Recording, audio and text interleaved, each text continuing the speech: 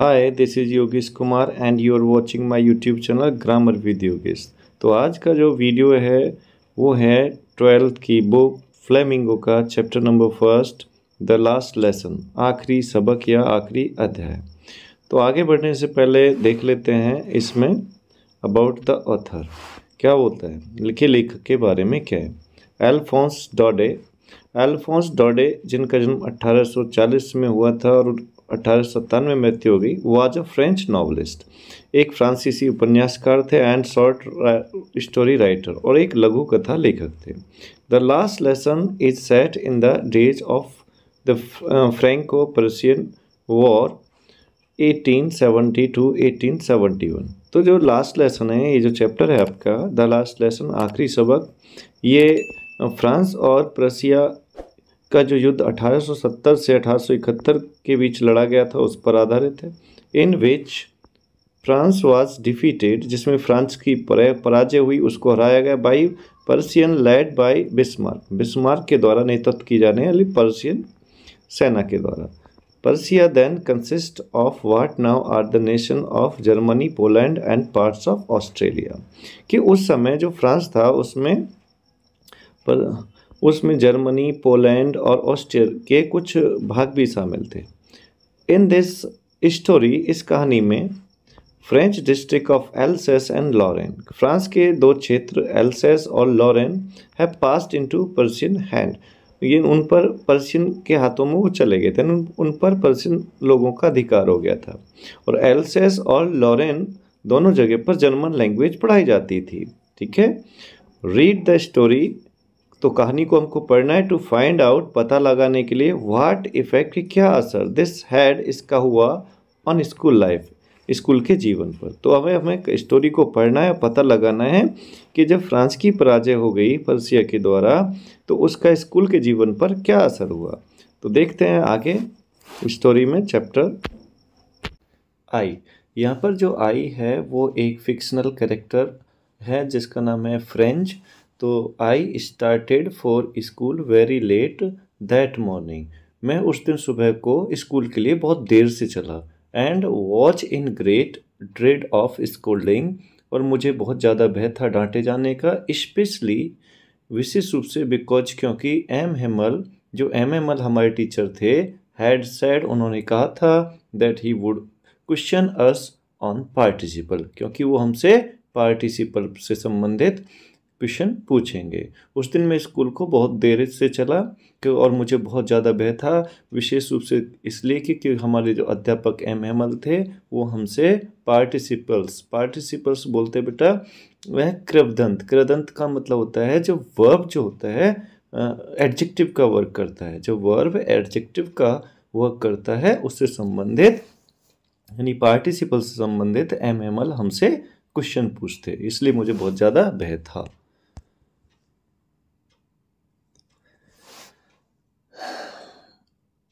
And I did not know the first word about them, और मुझे उनका एक भी लेटर नहीं है। एंड और आई डिड नॉट नो, मैं नहीं जानता था, द वर्ड, फर्स्ट वर्ड, कि पहला अक्षर भी, अर्थात कुछ भी नहीं जानता था, अबाउट देम, उनके बारे में, यानी पार्टिसिपल के बारे में बिल्कुल भी कुछ नहीं जानता था। फॉर ए मोमेंट, एक क्षण के लिए, आई थॉट, मैंने सोचा, ऑफ रनिंग अवे, कि मैं भाग जाऊं।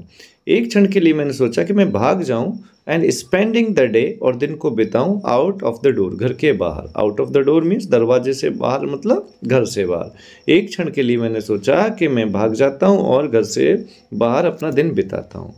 इट वॉज सो वार्म, बहुत गर्मी थी, सो ब्राइट, धूप बहुत तेज थी।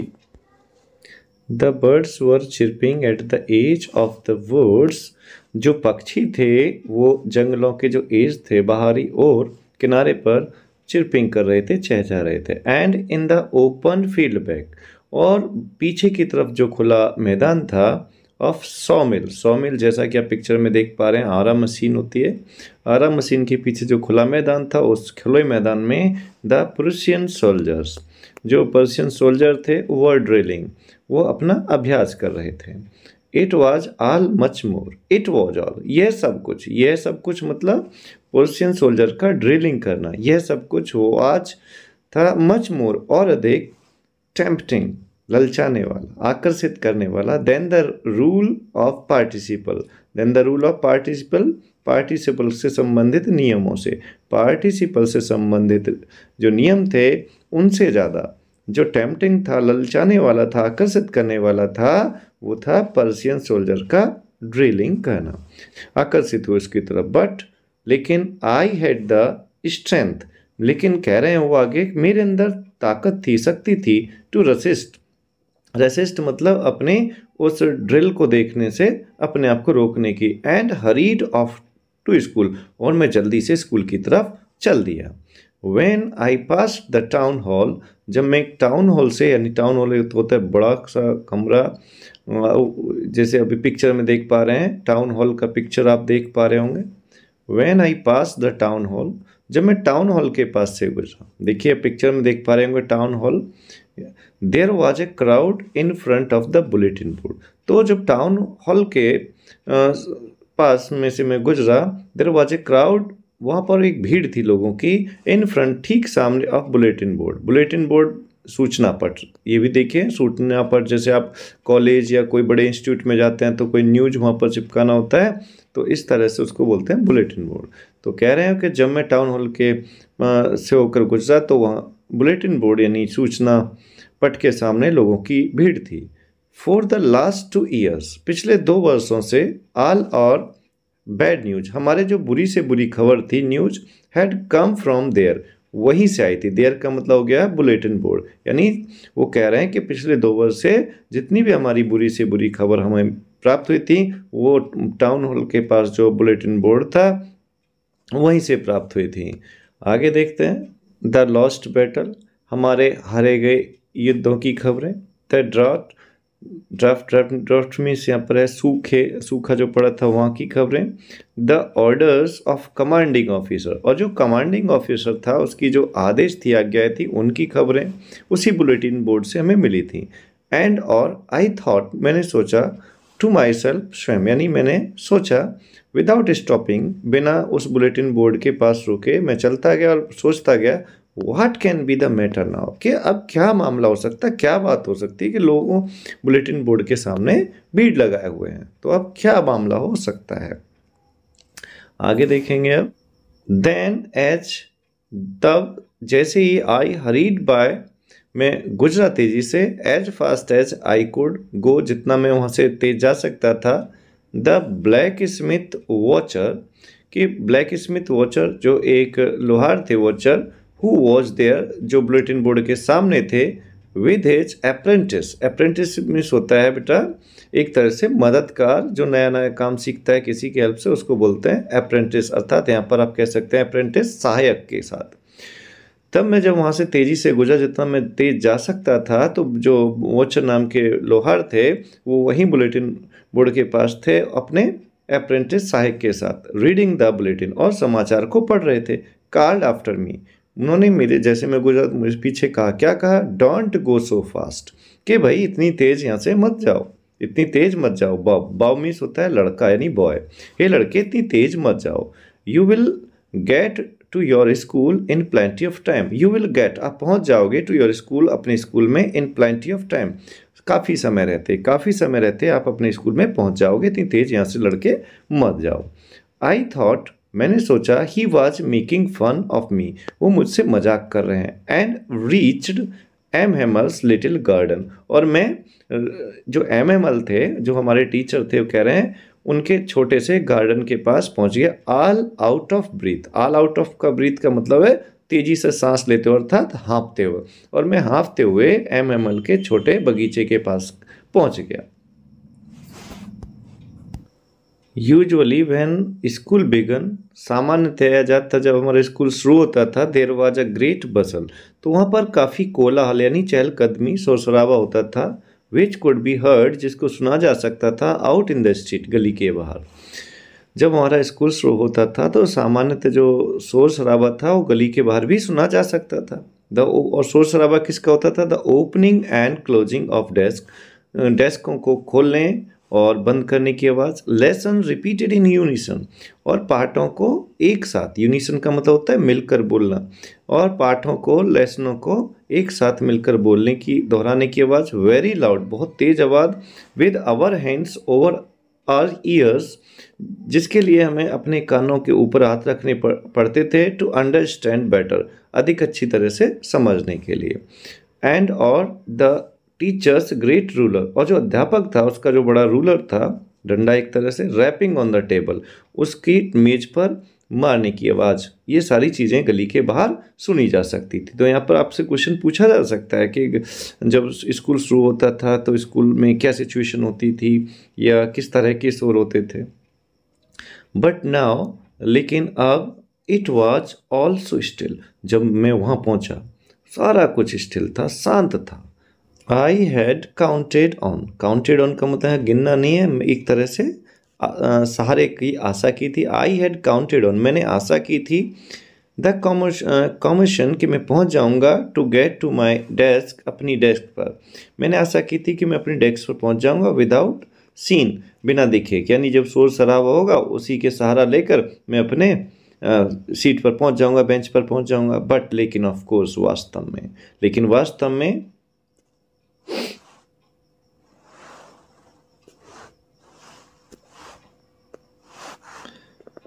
वास्तव में, that day was everything had to be as quiet as Sunday morning, लेकिन वास्तव में उस दिन हर चीज़ इतनी शांत थी जैसे कि संडे की सुबह हो, क्योंकि संडे की छुट्टी होती है, स्कूल कोई नहीं जाता, बिल्कुल शांत रहता है, इस तरह का वो स्कूल था। थ्रू द विंडो, खिड़की से होकर, आई सा माई क्लासमेट्स, मैंने सहपाठियों को देख लिया, खिड़की से मैंने अपने सहपाठियों को देख लिया। ऑलरेडी इन देयर प्लेसेज, वो पहले ही अपने स्थानों पर बैठे हुए थे। एंड एमएमएल, और जो हमारे अध्यापक एमएमएल थे, वॉकिंग अप एंड डाउन, इधर उधर आ जा रहे थे। विच his terrible iron ruler under his arm, अपनी बाजू के नीचे, अपने भयंकर या डरावने लोहे के रूलर यानी छड़ को लेकर, और एमएमएल जो थे अपनी बाजू के नीचे अपने बड़े भयंकर लोहे के रूलर को लेकर, छड़ी को लेकर इधर उधर आ जा रहे थे। I had to open the door, मुझे दरवाज़ा खोलना पड़ा। And go in before everybody, और मुझे हर किसी के सामने अंदर जाना पड़ा। यू कैन इमेजिन, तुम मान सकते हो, सोच सकते हो, कल्पना कर सकते हो। How I blessed and how frightened I was, how I blessed, कि मैं कितना शर्मिंदा, एंड हाउ फ्राइटेंड, कितना भयभीत हुआ हूँगा। आप समझ सकते हैं कि मैं कितना शर्मिंदा और कितना भयभीत उस समय रहा हूँगा। बट लेकिन, नथिंग हैपेंड, जब मैं अंदर गया कुछ नहीं हुआ। एमएमएल सामी, एमएमएल ने मुझे देखा। एंड सैड वेरी काइंडली, और बड़ी दयालुता से मुझसे कहा, go to your place quickly, जल्दी से अपनी सीट पर बैठ जाओ। लिटिल फ्रेंच, लिटिल फ्रेंच, ए छोटे फ्रेंच, जल्दी से अपनी सीट पर बैठ जाओ। We were beginning without you, हम तुम्हारे बिना ही पढ़ना शुरू करने वाले थे। I jumped over the bench, मैं बेंच के ऊपर से उछला। And sat down at my desk, और अपनी डेस्क पर बैठ गया।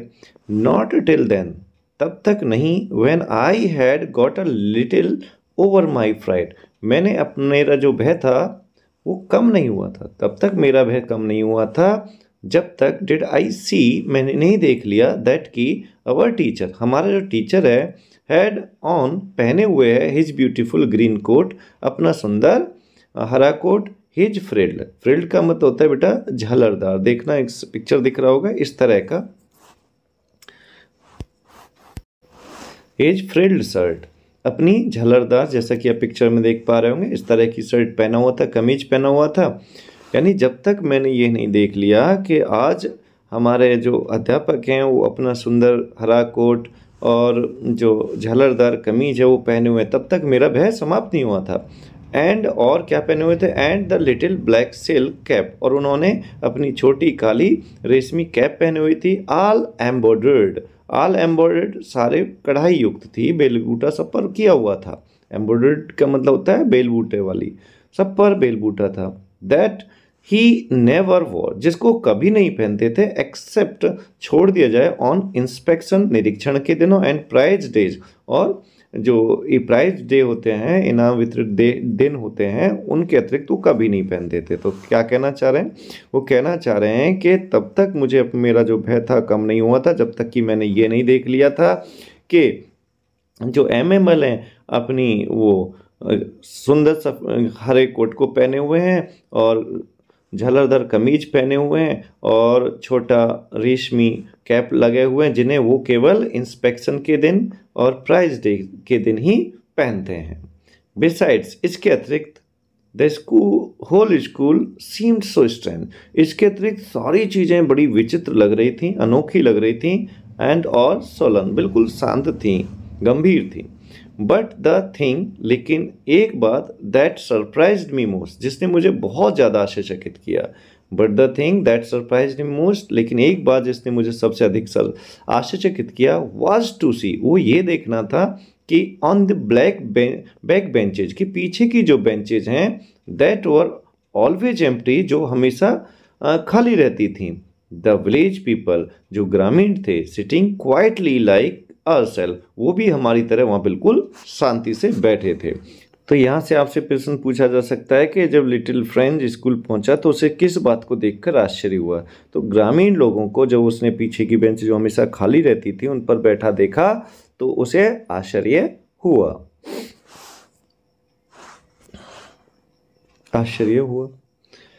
कौन कौन बैठे थे? ओल्ड हॉजर, और एक बूढ़ा हॉजर था, विद हिज 3 कॉर्नर्ड हेड, जिसने एक तिकोना टोप लगाया हुआ था। द फॉर्मर मेयर, और वहाँ का पूर्व मेयर था। द फॉर्मर पोस्ट मास्टर, वहाँ का पूर्व डाकपाल यानी पोस्ट मास्टर था।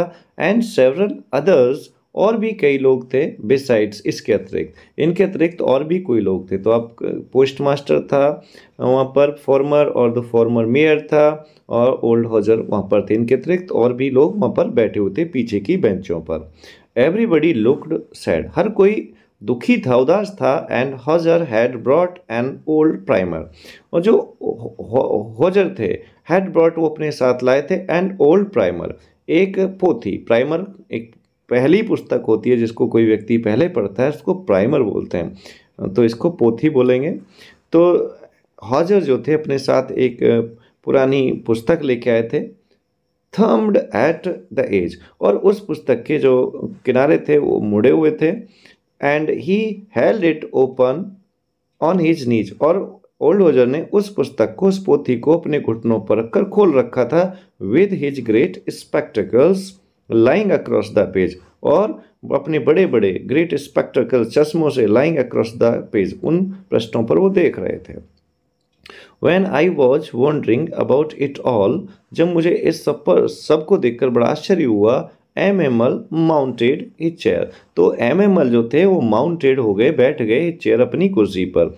एंड और इन द सेम ग्रेव, उसी गंभीरता से, एंड जेंटल टोन, और उसी विनम्र ध्वनि के साथ, उसी गंभीरता और उसी विनम्र ध्वनि के साथ, which he had used to me, जिसका प्रयोग उन्होंने मुझसे किया था। सैड, उन्होंने कहा, क्या कहा? माई चिल्ड्रन, हे मेरे बच्चों, this is the last lesson, ये आखिरी अध्याय है। आई शैल गिव यू, जो मैं तुम्हें दूंगा, अर्थात जो मैं तुम्हें पढ़ाऊंगा, जो मैं तुम्हें पढ़ाऊंगा ये उसका आखिरी अध्याय है। आगे चलते हैं। ये आखिरी अध्याय जो मैं तुम्हें पढ़ाऊंगा। The order has come from Berlin, Berlin से आदेश आ चुका है। बर्लिन जर्मनी की राजधानी है, वहाँ से आदेश आ चुका है। To teach only German in the school, कि अब केवल स्कूलों में पढ़ाई जाएगी केवल German, of Alsace and Lorraine, Lorraine and Alsace जो स्थान है, वहाँ के जो स्कूल हैं, उन स्कूलों में अब जर्मन भाषा पढ़ाई जाएगी, जर्मनी की भाषा पढ़ाई जाएंगी, ऐसा आदेश बर्लिन से आ गया है। The new master comes tomorrow, नए जो अध्यापक हैं वो कल आएंगे। This is your last French lesson, ये फ्रांसीसी भाषा का आपका आखिरी अध्याय है, आखिरी सबक है। I want you to be very attentive, मैं चाहता हूँ आप बहुत अटेंटिव रहें, ध्यान से सुने। What a thunderclap these words were put to me, what a thunderclap, कितनी गर्जना हुई। दीज वर्ड, जैसे ही एमएमएल ने इन शब्दों को कहा, वर टू मी, मेरे ऊपर, जैसे ही एमएमएल के शब्दों को मैंने इनको सुना, जब उसने कहा कि यह हमारा आखिरी जर्मन लैंग्वेज का अध्याय है, तो उनका प्रभाव मेरे पे एकदम बिजली की गर्जना की तरह हुआ। ओह अरे द रेचिज बेचारा, दैट वाज व्हाट, तो यही था, दे हैड पुट ऑन, जो उन्होंने लगा रखा था, उन्होंने जो रखा था ये वही था, at the town hall, town hall में जो समाचार था, जब वो स्कूल आते समय आया था, भीड़ लगी हुई थी टाउन हॉल के सामने, लोग समाचार पढ़ रहे थे। तो अब फ्रेंच को पता चल गया कि यही न्यूज वहाँ पर लगी हुई थी, that was what they had put up at the town hall, तो उन्होंने यही समाचार टाउन हॉल के जो समाचार पट था उस पर लगाया हुआ था। माई लास्ट फ्रेंच लेसन, मेरा आखिरी फ्रांसीसी भाषा का सबक। वाई अरे, I hardly knew how to write, मुझे मुश्किल से तो अब लिखना आया ही था। I should never learn any more, मैं अब आगे जो फ्रांसीसी भाषा वो नहीं सीख पाऊंगा। I must stop there then, तब मुझे यहीं पर रुकना होगा, अर्थात मुझे यहीं पर अपनी जो पढ़ाई है बंद करनी पड़ेगी। ओह अरे, हाउ सॉरी, मुझे कितना दुख था। I was not learning my lesson, अपने अध्याय न पढ़ने का। फॉर सीकिंग बर्ड्स एग, और मैं चिड़ियाओं के अंडे लेने चला जाता था, इकट्ठा करने चला जाता था। और गोइंग स्लाइड ऑन द सार, या सार नदी पर मैं फिसलने के लिए चला जाता था। तो फ्रेंच क्या सोच रहा है कि जब पहले जो स्कूल चलता था तो कैसे वो पढ़ाई अपने अध्यायों को छोड़कर चिड़ियाओं के अंडे लेने और सार नदी पर फिसलने के लिए चला जाता था, इस बात को लेकर उसे अब दुख हो रहा है।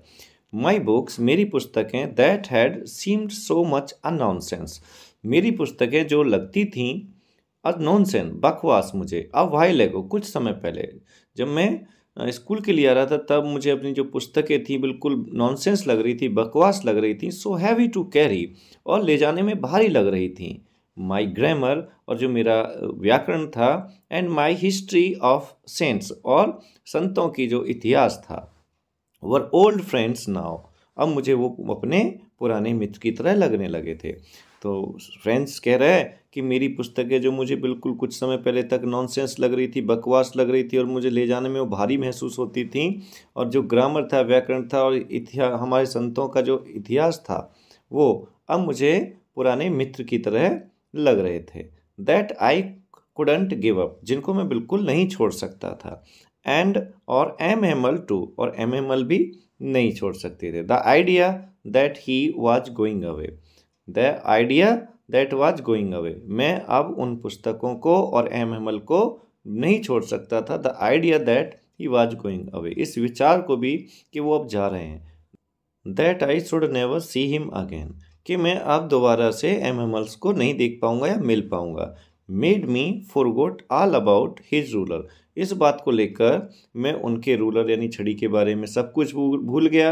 And how cranky he was, how cranky he, और उनकी क्रैंकी विचित्रता को, अनोखे जो थे उस दिन को, उस चीज को मैं भूल गया। तो आगे चलते हैं। पुअर मैन, बेचारा व्यक्ति, यहाँ पर पुअर मैन एम एमल हो गए। It was in honour of his this last lesson, it was in honour of this last lesson, आप आखिरी अध्याय, आखिरी सबक के सम्मान के लिए, that he had put on his fine Sunday cloth, उन्होंने अपने रविवार के दिन पहने जाने वाले सुंदर कपड़े पहने हुए थे। एंड नाउ, और अब, आई अंडरस्टूड, मेरी समझ में आ गया था, मैं समझ गया था, अब मैं समझ गया था। Why the old man of the village, अब मैं समझ गया था कि why the old man of the village, गांव के जो बुजुर्ग लोग हैं, वर सिटिंग देयर, वे वहाँ क्यों बैठे थे। In the back of the room, कमरे के पीछे। अब मेरी समझ में आ गया था कि गांव के जो बुजुर्ग लोग थे, बूढ़े लोग थे, वो कमरे के पीछे क्यों बैठे हुए थे।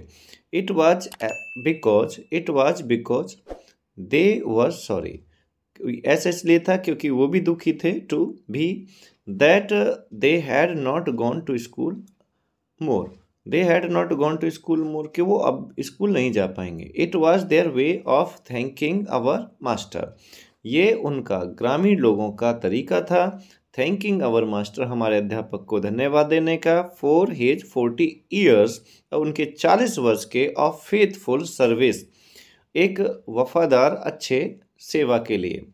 ये ग्रामीण लोगों का हमारे अध्यापक को उनकी 40 साल के एक अच्छे सेवा के लिए धन्यवाद देने का तरीका था। And of showing their respect, और सम्मान प्रदर्शित करने का तरीका था, फॉर द कंट्री, देश के लिए, दैट वाज देयर्स नो मोर, जो अब उनकी नहीं रही थी। तो ये ग्रामीण लोगों का हमारे मास्टर के, टीचर के 40 साल के सेवा भाव को धन्यवाद देने का और देश के प्रति सम्मान करने का तरीका था, दैट वाज देयर्स नो मोर, जो अब उनका नहीं रहा था। While I was thinking of all this, जब मैं बैठा हुआ इस सबके बारे में सोच रहा था, I heard my name called, तो मैंने सुना कि मेरा नाम पुकारा गया है। It was my turn to recite, अब सुनाने की बारी मेरी थी।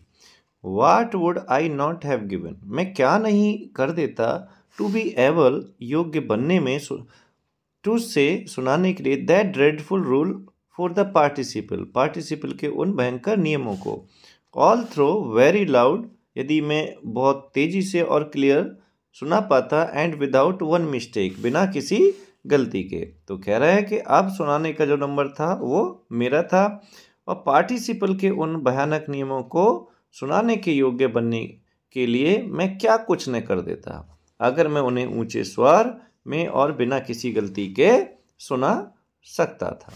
बट लेकिन I got mixed up the first word, लेकिन मुझसे पहले ही शब्द में गलती हो गई, एंड स्टूड देयर, और मैं वहीं खड़ा रहा, holding on to my desk, अपनी डेस्क को पकड़े हुए, और पहले ही शब्द में मुझसे गलती हो गई और वहीं पर मैं अपनी डेस्क को पकड़े हुए खड़ा रहा। माई हार्ट बीटिंग, मेरा जो दिल था वो धड़क रहा था, and not daring to look up, और मेरी डेयरिंग जो थी, हिम्मत थी, साहस था, वो ऊपर देखने की नहीं हुई।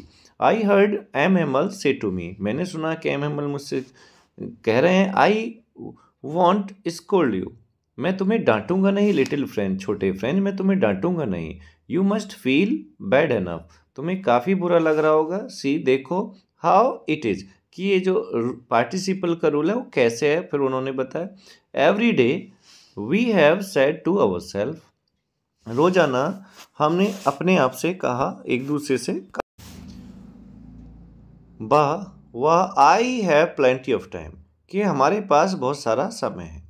आई लर्न इट टुमारो, हम इस नियम को कल सीख लेंगे। हमने आपस में एक दूसरे से यही कहा है ना कि हमारे पास बहुत समय है, हम इसे कल सीख लेंगे। एंड नाउ, और अब, यू सी, तुम देख सकते हो, where we have come out, कि हम कहाँ आ गए हैं।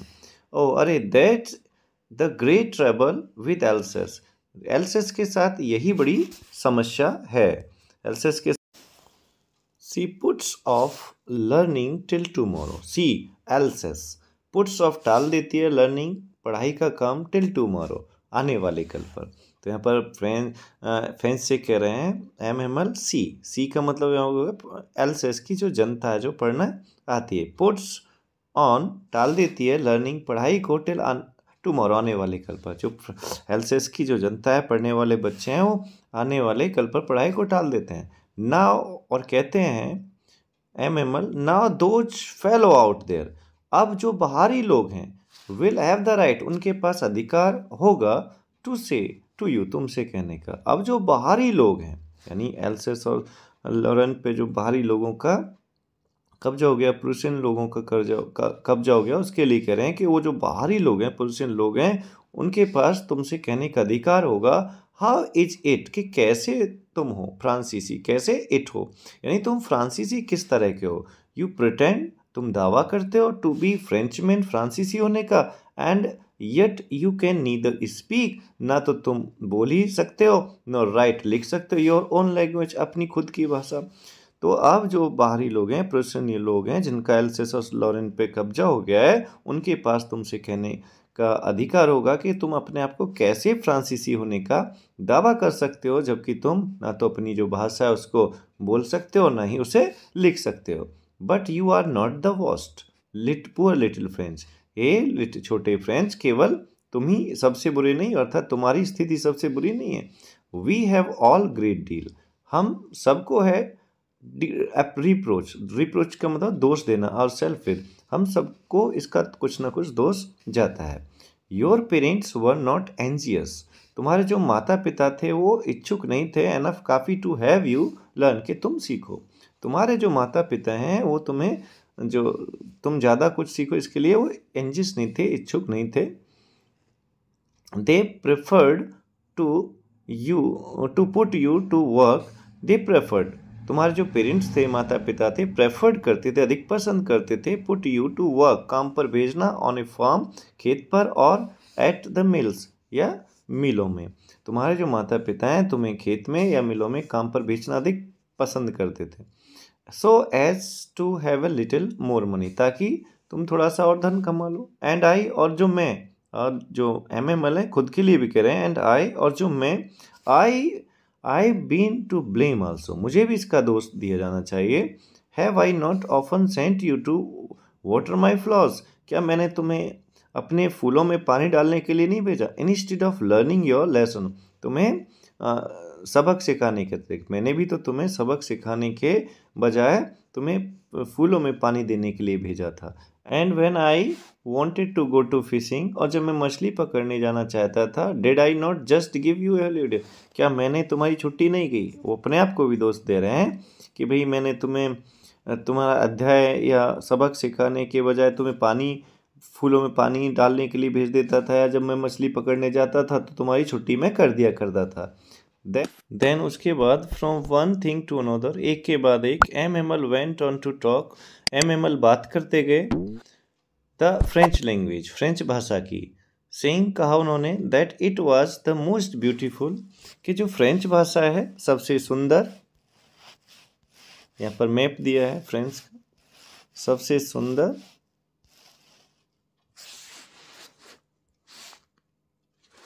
लैंग्वेज इन द वर्ल्ड, संसार में। तो एक के बाद एक फ्रेंच भाषा की बातों को लेकर करते रहे, और उन्होंने कहा कि ये जो फ्रेंच भाषा है सबसे सुंदर है, द क्लियरेस्ट, सबसे स्पष्ट है, द मोस्ट लॉजिकल, सबसे लॉजिकल तर्क संगत है, that must guard it among us, जिसकी हमें अपने अंदर रक्षा करनी, अर्थात अपने अंदर रखना है। एंड नेवर फॉरगेट इट, और कभी भी फ्रांसीसी भाषा को नहीं भूलना है। बिकॉज, क्योंकि when a people are enslaved, जब एक समाज आर इंस्लेव्ड, गुलाम बन जाता है, as long as they hold fast to their language, और तब तक वे समाज के जो लोग हैं, hold fast to their language, और जब तक अपनी भाषा को पकड़े होते हैं, इट इज एज इफ, तो ये उस प्रकार होता है ठीक, they had the key to their prison, मानो उनके पास उनके जेल की चाबी हो। तो यहाँ पर MML कह रहे हैं कि हमें अपनी जो भाषा है, फ्रांसीसी भाषा है, अपने अंदर संजो के रखनी, संभाल के रखनी है, इसे भूलना नहीं है। क्योंकि जो एक समाज है, जब उसको इंस्लेव्ड किया जाता है, गुलाम बना दिया जाता है, तो तब तक वो अपनी भाषा पर पकड़ बनाए रखते हैं, तब तक ये माना जाता है कि उनके पास उनकी प्रिजन से, जेल से आज़ाद होने की उनके पास है, चाबी उनके पास है। Then he opened a grammar, तब वो एक व्याकरण की पुस्तक खोलते हैं, and read us our lesson, और हमें एक लेसन, सबक पढ़कर सुनाते हैं। आई वॉज अमेज्ड, मुझे आश्चर्य हुआ, टू सी, यह देखकर, हाउ वेल, कि कितनी अच्छी तरह से, आई अंडरस्टूड इट, मुझे वो ग्रामर का जो चैप्टर था समझ में आया। मुझे ये देखकर बहुत आश्चर्य हुआ कि मुझे वो ग्रामर व्याकरण का जो अध्याय था कितना अच्छी तरह से समझ में आया था। All he said seemed so easy, जो कुछ MML ने कहा वो बिल्कुल आसान, और बिल्कुल आसान मुझे लग रहा था। आई थिंक टू दैट, मैं ये भी सोच रहा था, I have never listened so carefully, शायद मैंने इतने ध्यानपूर्वक कभी नहीं सुना, and that he had never explained everything with so much patience, और शायद ही MML ने भी कभी भी इतनी धैर्य के साथ कभी भी समझाया ना हो। मैं ये सोच रहा था शायद मैंने कभी किसी चैप्टर को, किसी अध्याय को इतने ध्यान से ना सुना हो, या जो MML हैं उन्होंने इतने पेशेंस के साथ, धैर्य के साथ कभी एक्सप्लेन ही ना किया हो। इट सीम्स ऑलमोस्ट, ऐसा लगा लगभग, मानो कि as if the poor man, वो बेचारा व्यक्ति, पुअर मैन यहाँ पर MML हो गए, wanted to give us, हमें दे देना चाहते थे, all he knew, हर चीज़ जो वो जानते थे, बिफोर गोइंग अवे, जाने से पहले। मुझे ऐसा लगा जो बेचारे व्यक्ति थे, MML थे, जाने से पहले हमें जो कुछ वो जानते थे सब कुछ दे देना चाहते थे। And to put it all into our heads at one stroke and or to put डालना चाहते थे, रखना चाहते थे इट पढ़ाई को into all our heads हमारे सभी के दिमागों में at one stroke एक ही बार में, और पूरी पढ़ाई को एक ही बार में हमारे मस्तिष्कों में पहुंचाना चाहते थे। After the grammar we had a lesson in writing, व्याकरण के अध्याय के बाद we had a lesson in writing, हमारा जो एक लेखन का पार्ट हुआ। दैट डे, उस दिन MML had new copies for us, MML हमारे लिए नई प्रतियां कॉपियां लाए थे। Written in beautiful round hand, जिस पर बिल्कुल सुंदर लिखाई में लिखा हुआ था, जिस पर बिल्कुल सुंदर लिखाई में लिखा हुआ था फ्रेंड्स एल्सेस, फ्रेंड्स एल्सेस, जिस पर ऊपर लिखा हुआ था friends else's, friends else's. They looked, वो जो कॉपियाँ थीं, लुक्ड लाइक, वो दिख रही थी जैसे लिटिल फ्लैग्स, छोटे छोटे झंडे, फ्लोटिंग, फैर रहे हो, लहरा रहे हो, एवरीवेयर, हर जगह, इन द स्कूल रूम, स्कूल के कमरे में। वे सारी जो पुस्तकें थीं ऐसे लग रहे थे मानो छोटे झंडे पूरे कमरे में लहरा रहे हो। Hung from the rod at the top of our desk, जो हमारे डेस्क के ऊपर रोड डंडे पर लटके हुए थे। अब यहाँ पर थोड़ा सा समझना है, यानी बच्चे डेस्क पर बच्चे बैठे हैं और उन्होंने अपने अपने हाथों में वो MML के द्वारा लाई हुई कॉपियाँ पकड़ रखी हैं। तो ये हैंड हो गया, ये कॉपी हो गया, तो इसको बोला गया है रॉड, हैंड को यहाँ पर रॉड बोला गया है और जो कॉपी है उसको फ्लैग बोला गया है। ठीक है, तो सभी बच्चों ने अपने अपने हाथों में अपनी डेस्क से, हाथ रोड का मतलब हाथ हो गया, डेस्क से वो कॉपियाँ ऊपर उठा रखी थी जो ऐसे लग रहे थे चारों तरफ छोटे झंडे फहरा रहे हों। You ought to have seen how everyone set to work, तुम्हें देखना चाहिए कि कैसे हर कोई कार्य पर लगा हुआ था। And how quiet it was, और कितनी शांति वहाँ थी। The only sound was the scratching of the pens, केवल एकमात्र आवाज़ थी स्क्रैचिंग, घसीटने की, ऑफ द पेन्स, कलमों की, पेनों की, ओवर द पेपर, कागज के ऊपर, केवल वहाँ पर कागज के ऊपर पेन जो चलाए जा रहे थे उनकी आवाज़ थी। वंस एक बार सम बीटल्स, कुछ भौरे, फ्लू इन, उड़कर अंदर आ गए। But nobody paid any attention to them, लेकिन किसी का भी ध्यान उन भौरों पर जो उड़कर अंदर आ गए थे उन पर नहीं गया।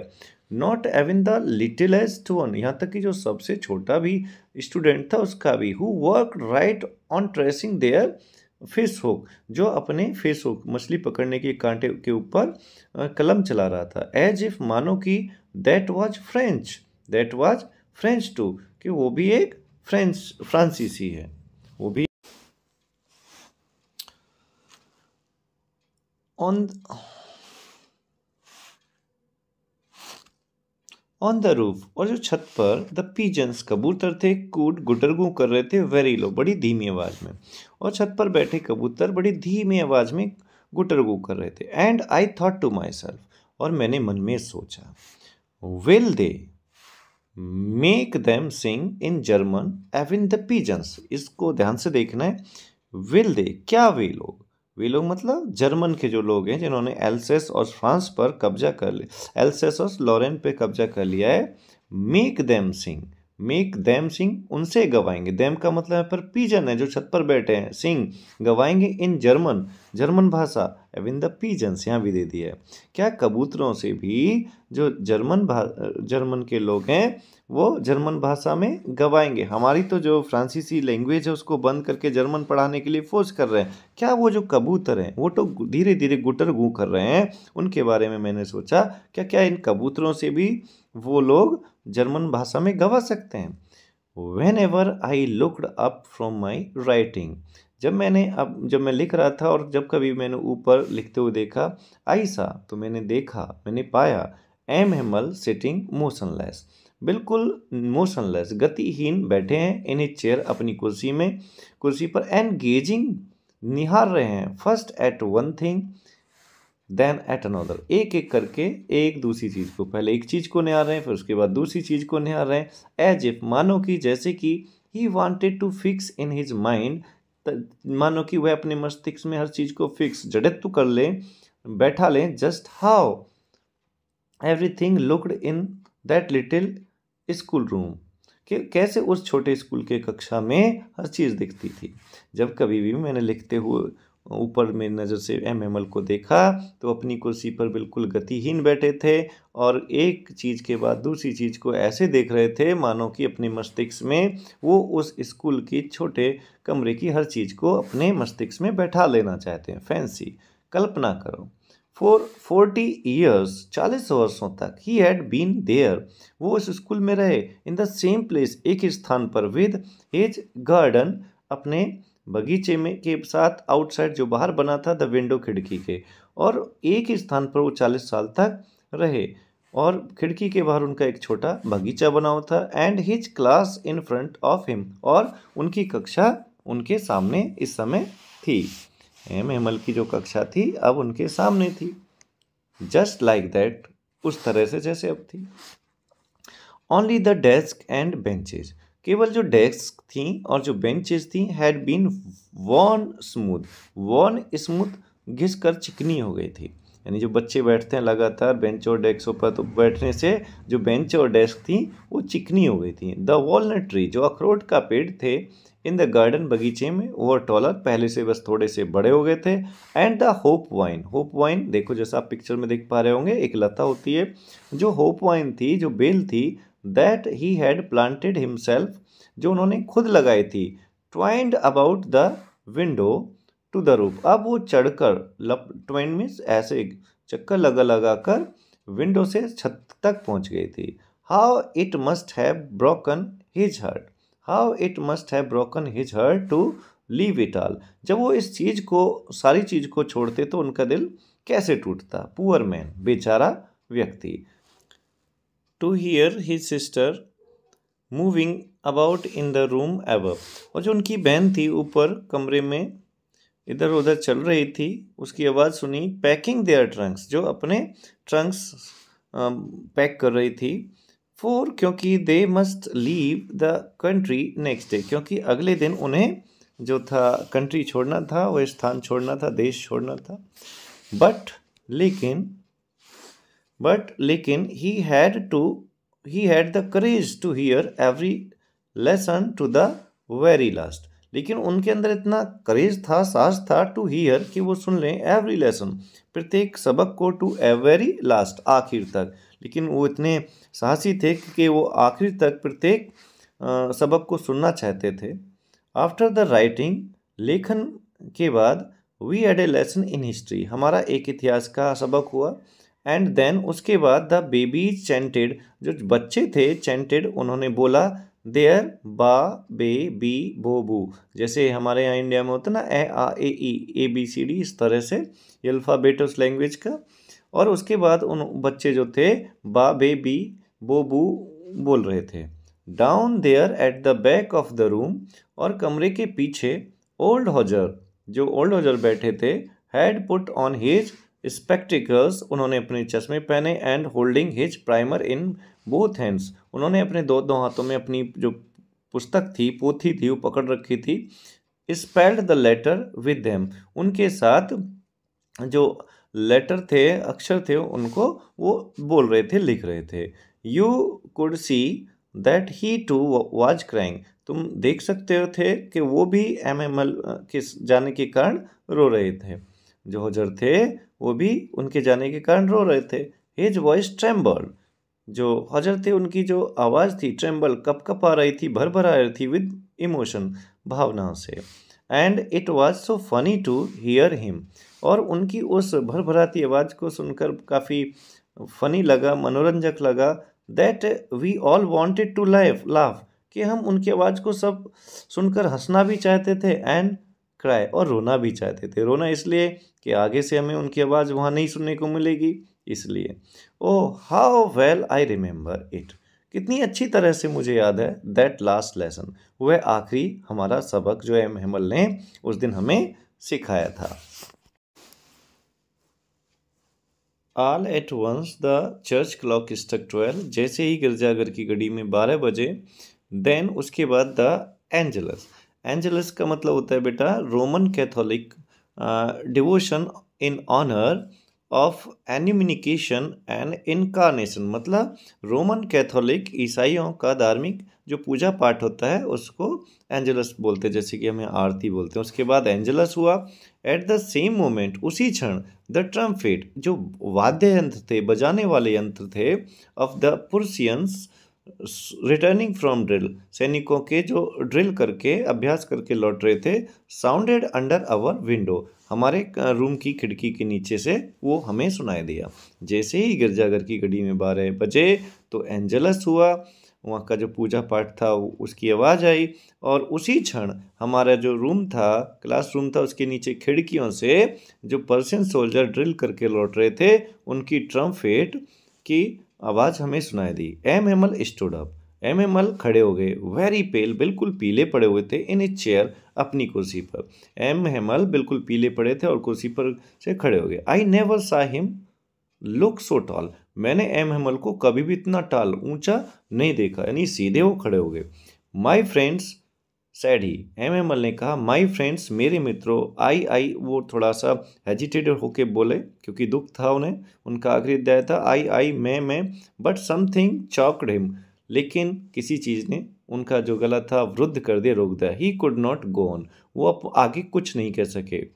Then he turn to the blackboard, तब वो श्यामपट की तरफ मुड़े, टुक ए पीस ऑफ चाक, और उन्होंने एक चाक का टुकड़ा लिया, and bearing on with all his might, और अपनी पूरी शक्ति का प्रयोग करके, he wrote as large as he could, इतने बड़े बड़ा लिख दिया जितना कि वो लिख सकते थे। क्या लिखा ब्लैक बोर्ड पर उन्होंने? We love France, we love France की मतलब विजय हो, फ्रांस की विजय हो। उन्होंने ब्लैक बोर्ड पर लिख दिया वी लव फ्रांस, फ्रांस की जय हो, फ्रांस की जय हो। देन ही स्टॉप्ड, तब उन्होंने लिखना बंद किया, and leaned his head against the wall, और अपना जो सर था दीवार से लगा लिया। एंड विदाउट ए वर्ड, और बिना कोई शब्द बोले कहे, he made a gestures to us, हमारी तरफ उन्होंने जेस्टर किया, इशारा किया, विद हिज हैंड, अपने हाथ से, और बिना कोई शब्द बोले उन्होंने अपने हाथ से हमारी तरफ इशारा किया। स्कूल इज डिसमिस, जो स्कूल है अब वो समाप्त होता है। यू मे गो, आप जा सकते हैं। और यहीं पर ये चैप्टर समाप्त हो जाता है। होप वीडियो आपको अच्छा लगा होगा। अगर वीडियो अच्छा लगा हो तो मेरे चैनल को सब्सक्राइब करें, और वीडियो को अपने जो क्लासमेट्स हैं और क्लास फेलोज़ हैं उनसे शेयर करें। Bye bye, see you in next video.